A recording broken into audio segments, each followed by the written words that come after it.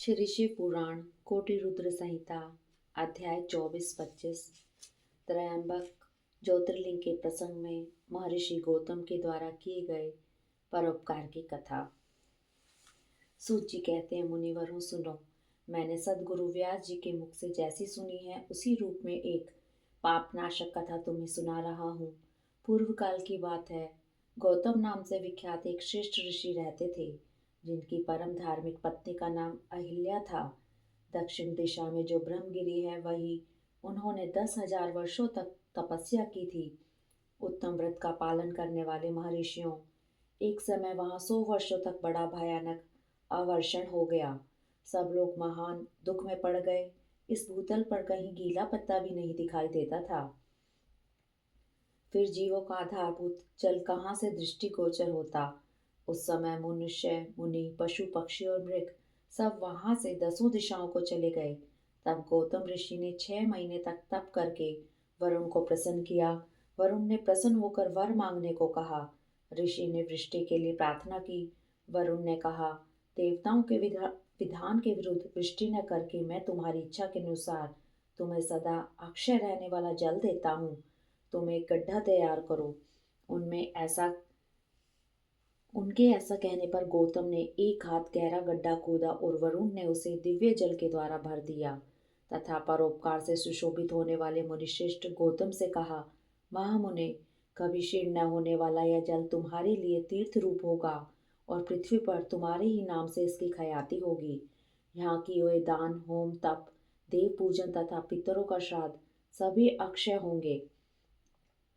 ऐसा कहकर उन महर्षि से प्रशंसित हो वरुण देव अंतर्ध्यान हो गए। उस जल के द्वारा दूसरों का उपकार करके महर्षि गौतम को भी बड़ा सुख मिला। महात्मा पुरुष का आश्रय मनुष्यों के लिए महत्व की ही प्राप्ति कराने वाला होता है।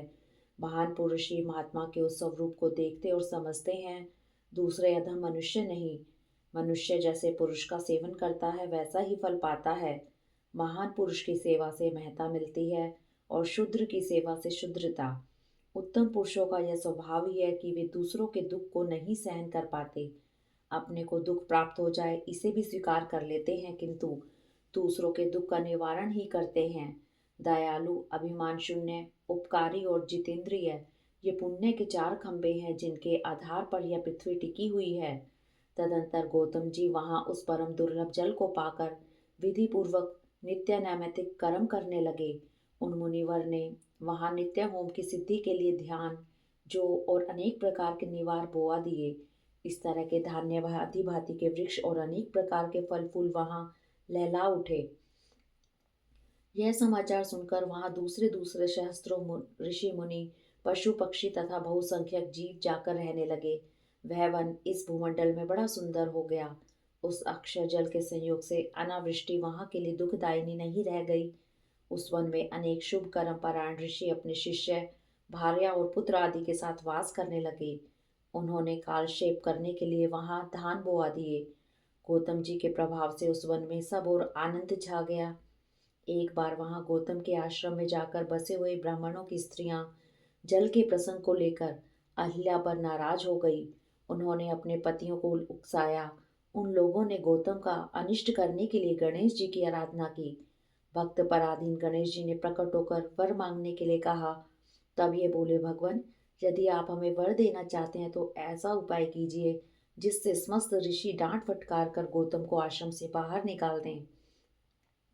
गणेश जी ने कहा, ऋषियों, तुम सब लोग सुनो। इस समय तुम उचित कार्य नहीं कर रहे हो। बिना किसी अपराध के उन पर क्रोध करने के कारण तुम्हारी हानि ही होगी। जिन्होंने पहले उपकार किया हो उन्हें यदि दुख दिया जाए तो वह अपने लिए हितकारक नहीं होता। जब उपकारी को दुख दिया जाता है तब उससे इस जगत में अपना ही नाश होता है। ऐसी तपस्या करके उत्तम फल की सिद्धि की जाती है। स्वयं ही शुभ फल का परित्याग करके अहितकारक फल को नहीं ग्रहण किया जाता। ब्रह्मा जी ने जो यह कहा है कि असाधु कभी साधुता को और साधु कभी असाधुता को नहीं ग्रहण करता, यह बात निश्चय ही ठीक जान पड़ती है। पहले उपवास के कारण जब तुम लोगों का दुख भोगना पड़ता था तब महर्षि गौतम ने जल की व्यवस्था करके तुम्हें सुख दिया, परंतु इस समय तुम सब लोग उन्हें दुख दे रहे हो। संसार में ऐसा कार्य कदापि उचित नहीं है। इस बात पर तुम सब लोग सर्वदा विचार कर लो। स्त्रियों की शक्ति से मोहित हुए तुम लोग यदि मेरी बात नहीं मानोगे तो तुम्हारा यह बर्ताव गौतम के लिए अत्यंत हितकारक ही होगा, इसमें संशय नहीं है। ये मुनिश्रेष्ठ गौतम तुम्हें पुनः निश्चय ही सुख देंगे, अतः उनके साथ छल करना कदापि उचित नहीं, इसलिए तुम लोग दूसरा वर मांगो। सूत जी कहते हैं, ब्राह्मणों, महात्मा गणेश ने ऋषियों से यह बात कही वह यद्यपि उनके लिए हितकर थी तो भी उन्होंने इसे नहीं स्वीकार किया। तब भक्तों के अधीन होने के कारण उन शिव कुमार ने कहा, तुम लोगों ने जिस वस्तु के लिए प्रार्थना की है उसे मैं अवश्य करूंगा। पीछे जो होनहार होगी वह होकर ही रहेगी। ऐसा कहकर वे अंतर्ध्यान हो गए। मुनीश्वरों, उसके बाद उन दुष्ट ऋषियों के प्रभाव से तथा उन्हें प्राप्त हुए वर के कारण जो घटना घटित हुई उसे सुनो। वहां गौतम के खेत में जो धान और जौ थे, उनके पास गणेश जी एक दुर्बल गाय बनकर गए। दिए हुए वर के कारण वह गौ कांपती हुई वहां से जाकर धान और गौ चरने लगी। इसी समय देववश गौतम जी वहां आ गए। वे दयालु ठहरे, इसलिए मुट्ठी भर तिनके लेकर उन्हीं से उस गौ को हाँकने लगे। उन तिनकों का स्पर्श होते ही वह गौ पृथ्वी पर गिर पड़ी और ऋषि के देखते देखते उसी क्षण मर गई। वे दूसरे दूसरे द्वेषी ब्राह्मण और उनकी दुष्ट स्त्रियां वहां छिपे हुए सब कुछ देख रहे थे। उस गौ के गिरते ही वे सब के सब बोल उठे, गौतम ने यह क्या कर डाला। गौतम भी आश्चर्यचकित हो अहिल्या को बुलाकर व्यवस्थित हृदय से दुख पूर्वक बोले, देवी, यह क्या हुआ, कैसे हुआ। जान पड़ता है परमेश्वर मुझ पर कुपित हो गए हैं, अब क्या करूं, कहाँ जाऊं, मुझे हत्या लग गई। इसी समय ब्राह्मण और उनकी पत्नियां गौतम को डांटने और दुर्वचनों द्वारा अहिल्या को पीड़ित करने लगी। उनके दुर्बुद्धि शिष्य और पुत्र भी गौतम को बारंबार फटकारने और धिक्कारने लगे। ब्राह्मण बोले, अब तुम्हें अपना मुंह नहीं दिखाना चाहिए, यहाँ से जाओ। गो हत्यारे का मुंह देखने पर तत्काल वस्त्र सहित स्नान करना चाहिए। जब तक तुम लोग इस आश्रम में रहोगे तब तक अग्निदेव और पितर हमारे दिए हुए किसी भी द्रव्य कव्य को ग्रहण नहीं करेंगे। इसलिए पापी गो हत्यारे, तुम परिवार सहित यहाँ से अन्यत्र चले जाओ, विलंब न करो। ऐसा कहकर उन सब ने पहले पत्थरों से मारना आरंभ किया। वे गालियां दे देकर गौतम और अहिल्या को सताने लगे। उन दुष्टों के मारने और धमकाने पर गौतम बोले, मुनियों, मैं यहाँ से अन्यत्र जाकर रहूंगा। ऐसा कहकर गौतम उस स्थान से तत्काल निकल गए और उन सब की आज्ञा से एक कोस दूर जाकर उन्होंने अपने लिए आश्रम बनाया। वहां भी जाकर उन ब्राह्मणों ने कहा, जब तक तुम्हारे ऊपर हत्या लगी है तब तक तुम्हें कोई यज्ञ याग आदि कर्म नहीं करना चाहिए। किसी भी वैदिक देव यज्ञ या पितृयज्ञ के अनुष्ठान का तुम्हें अधिकार नहीं रह गया है। मुनिवर गौतम उनके कथनानुसार किसी तरह एक पक्ष बिताकर उस दुख से दुखी हो बारंबार उन मुनियों से अपनी शुद्धि के लिए प्रार्थना करने लगे। उनके दीन भाव से प्रार्थना करने पर उन ब्राह्मणों ने कहा, गौतम, तुम अपने पाप को प्रकट करते हुए 3 बार सारी पृथ्वी की परिक्रमा करो, फिर लौटकर यहाँ 1 महीने तक व्रत करो। इसके बाद इस ब्रह्मगिरी की 101 परिक्रमा करने के पश्चात तुम्हारी शुद्धि होगी। अथवा यहाँ गंगा जी को ले आकर उन्हीं के जल में स्नान करो तथा 1 करोड़ पार्थिव लिंग बनाकर महादेव जी की आराधना करो। फिर गंगा में स्नान करके इस पर्वत की 11 बार परिक्रमा करो। तत्पश्चात 100 घड़ों के जल से पार्थिव शिवलिंग को स्नान कराने पर तुम्हारा उद्धार होगा। उन ऋषियों के इस प्रकार कहने पर गौतम ने बहुत अच्छा कहकर उनकी बात मान ली। वे बोले, मुनिवरों, मैं आप श्रीमानों की आज्ञा से यहाँ पार्थिव पूजन तथा ब्रह्मगिरी की परिक्रमा करूंगा। ऐसा कहकर मुनिश्रेष्ठ गौतम ने उस पर्वत की परिक्रमा करने के पश्चात पार्थिव लिंगों का निर्माण करके उनका पूजन किया। साध्वी अहिल्या ने भी साथ रहकर वह सब कुछ किया। उस समय शिष्य प्रशिष्य उन दोनों की सेवा करते थे। इति श्री अध्याय 24 और 25। अध्याय 26। पत्नी सहित गौतम की आराधना से भगवान शिव का संतुष्ट हो उन्हें दर्शन देना, गंगा को वहां स्थापित करके स्वयं भी स्थिर होना, देवताओं का वहां बृहस्पति के सिंह राशि पर आने पर गंगा जी के विशेष महात्म्य को स्वीकार करना, गंगा का गौतमी या गोदावरी नाम से और शिव का त्रयंबक ज्योतिर्लिंग के नाम से विख्यात होना तथा इन दोनों की महिमा। सूत जी कहते हैं, पत्नी सहित गौतम ऋषि के इस प्रकार आराधना करने पर संतुष्ट हुए भगवान शिव वहां शिव और प्रमथ गणों के साथ प्रकट हो गए।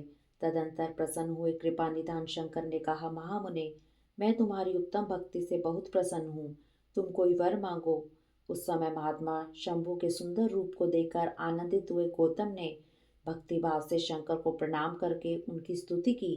लंबी स्तुति और प्रणाम करके दोनों हाथ जोड़कर वे उनके सामने खड़े हो गए और बोले, देव, मुझे निष्पाप कर दीजिए। भगवान शिव ने कहा, मुने, तुम धन्य हो, कृतकृत्य हो और सदा ही निष्पाप हो।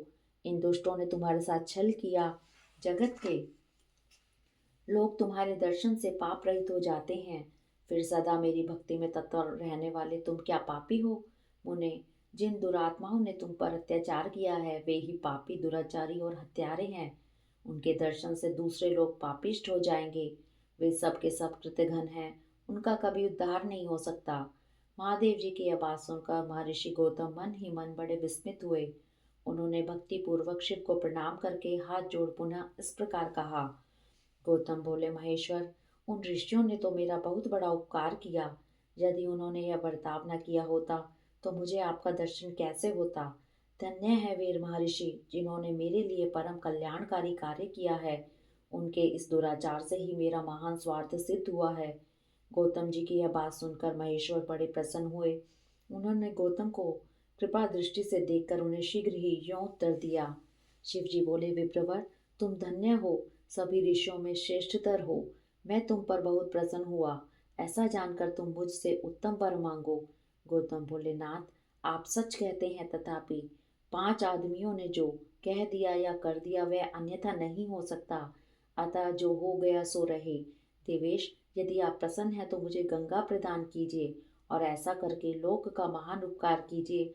आपको मेरा नमस्कार है, नमस्कार है। यूं कहकर गौतम ने देवेश्वर भगवान शिव के दोनों चरणारविंद पकड़ लिए और लोकहित की कामना से उन्हें नमस्कार किया।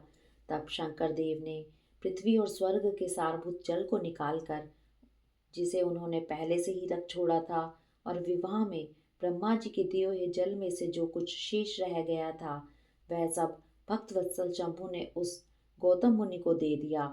उस समय गंगा जी का जल परम सुंदर स्त्री का रूप धारण करके वहां खड़ा हुआ।